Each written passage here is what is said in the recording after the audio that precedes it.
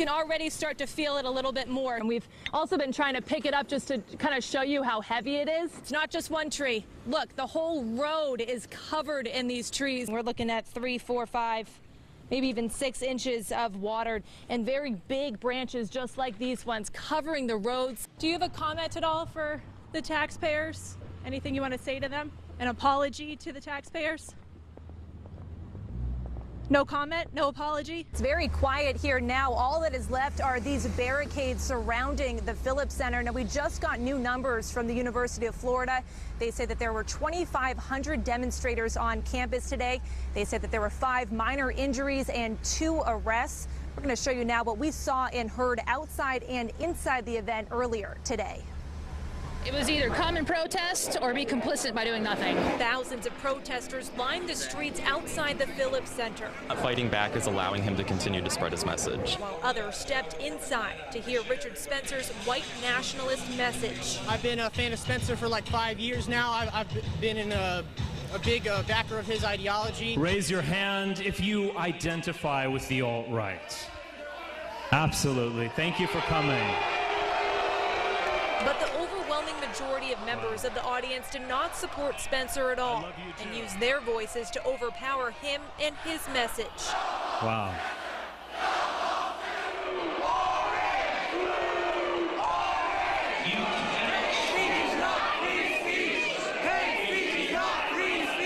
My question was, what are you still doing here? And when the event ended, the clashes continued outside. Back up. And in 2017, the fact that we're still dealing with white nationalism is extremely problematic. That if you want to come out here and preach your ideas of hate, we're going to come out here and we'll react in the way that we need to react. And students here are proud of how their campus handled the hate.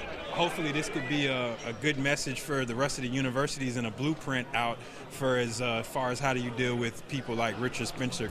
I went to the restroom and got my private part and watched. I entered the restroom and saw in the stall participating in oral sex. Only Wink News obtained these statements written by South Fort Myers High School football players 1 year ago today. We brought them to School Board Chair Mary Fisher. They have admitted in writing to what happened in that bathroom. I know nothing about any of those particulars. These statements coming from just some of the young teenaged boys who were caught in a bathroom after school with a female student, admitting to having sex with her. I laughed a little. I went in there with her and she gave me. According to new documents Wink News obtained, 26 student athletes left study hall and went to the bathroom. One of them for 52 minutes. Another one made 5 trips to the bathroom in less than an hour. 5 of the boys were suspended, 12 others disciplined. But reports show the district only recorded these 6 statements. Did the school district, do you think, adequately deal with what happened? I think we did. And we continue to deal on a daily basis with safety is a primary focus of this school district. A student videoed the sex acts and shared it on social media. And they sent it out like wildfire. William Scott, who was 16 at the time, was charged with cruelty towards a child, allowing a child to engage in a sexual act and possession of obscene material for videotaping the incident. Wink News checked, and 1 year later, Scott is still the only one who faced any criminal charges. Why has only one student been charged when all those other student athletes admitted in writing to their involvement? We took the case to law school professor Ken Nutt to analyze. I'm not sure that there's a sufficient evaluation of the totality of circumstances in this case that we can say that the sexual assault conduct should not have been charged as well as the charge for the videotaping. Scott entered a juvenile diversion program, but Wink News has learned he is no longer in that program due to noncompliance. The state attorney's office is now actively reviewing a new case against him. They would not go into further detail because he's a minor and would not confirm if this new case was related to the bathroom incident. In fact, they say the Lee County Sheriff's Office has not presented any new evidence at all in the South Fort Myers High School case in the past year. There's sufficient evidence to me that criminal activity took place in that bathroom.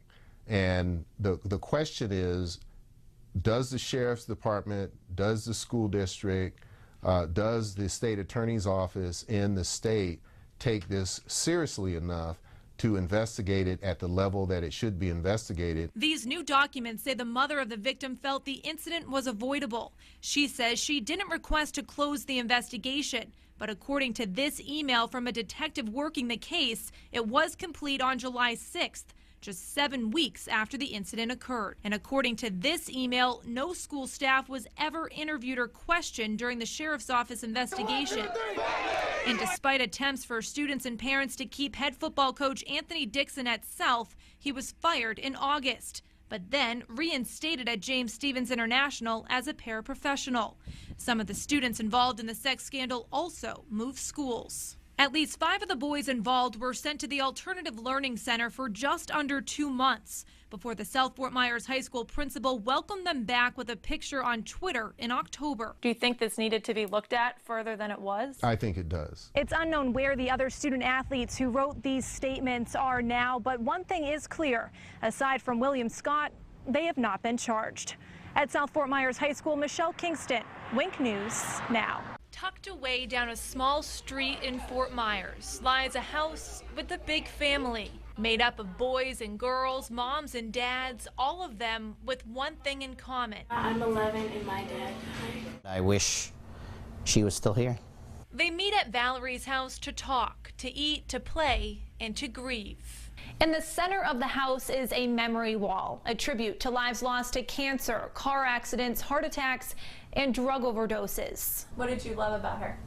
Oh, everything. Her smile, her laugh, her courage. Jeffrey Lampila lost his wife 2 years ago. She overdosed on Xanax, oxycodone, and cocaine, leaving her husband to care for their 2 young children, their daughter Kinsley and their son Finn. Missing going to the beach a lot, because we used to go to the beach a whole lot. Her smile. Her smile and the fun things we used to do. Since October 1st, 27 of the 34 new children at Valerie's house have lost someone to drugs. That's 80%, a number alarming the nonprofit dedicated to helping children who have lost a family member. One after another after another. Yes, and that's why we were like, whoa, what's going on? And then finally realizing, okay, this is taking over all of Southwest Florida and just everywhere. Opioids are clearly just taking over. Valerie's house families have been coming in drones almost. Heroin-related deaths have more than quadrupled since 2010 across the country. And right here in Southwest Florida, Lee Health saw a 103% increase in opioid overdoses in the past year. This was her when she was working at Norman Love's. Statistics Freya Turner is unfortunately familiar with, having lost her sister to heroin. All she wanted for me was to just be who I am and be smart. Her big sister was found dead in a car in a parking lot in Estero. Her ankle tied off, heroin in her system. Her mom found the suicide note. She loves all of us more than all the grains of sand and all the beaches in all the world. The 2 of them now a part of the startling statistic at Valerie's house. Tell me what you would want to tell your sister if she was here today. That she's my favorite person in the entire world and that I'm trying my best for her. They're one of the new families who joined after losing someone to drugs. It's an epidemic. What we've seen is we have had EMS, first responders, who are saying that they're seeing a huge increase in the number of opioid deaths. Andy McNeil, an expert in children's grief counseling, has seen the impact firsthand. The biggest thing children need after that type of death is they need kind, loving, caring adults who are understanding and who are patient with them as they are coming to terms with what happened and learning to live without this person in their life. And that's exactly what Valerie's house tries to do. Clinging on to his teddy bear, Finn says he feels comfortable here. Then I get to talk about my mom and how she died, and also how to get to start to be happy here. In a house where kids are helping kids heal. Michelle Kingston, Wink News Now.